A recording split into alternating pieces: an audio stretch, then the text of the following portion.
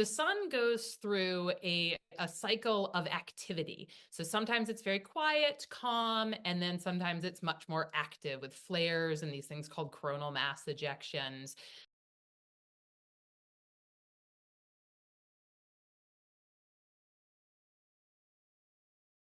The thing that we really notice, here on Earth in particular, is when the sun gets into that more active phase, we can start noticing more interaction between the Earth and the sun in things like the aurora.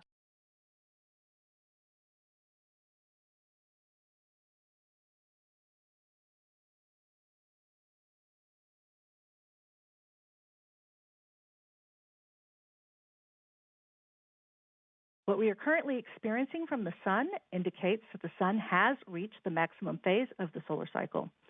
Even though we're currently in the maximum phase, we will not be able to determine the peak of this solar cycle for several months.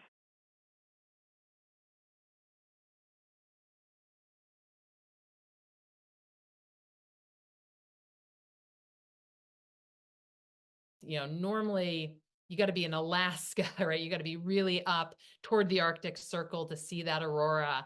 I'm an astronomer. I've only seen aurora once in my life because, I don't spend time up in the Arctic Circle regularly. So the fact that you get these big activities on the sun that do produce a lot of output that can produce aurora down very, very south, very, very southern. It's amazing.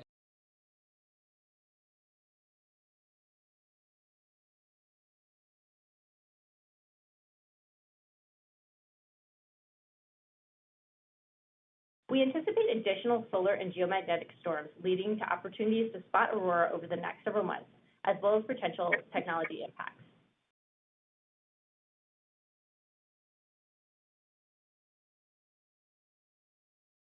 It's good to keep track of these things, obviously, to predict any potential for, damage to the power grid, but also we track it over time so that we can, see what happens. And both from like a scientific, like a pure scientific standpoint, like we want to understand, why is this cycle like every 11 years? Why do some cycles have more activity and some cycles have low activity?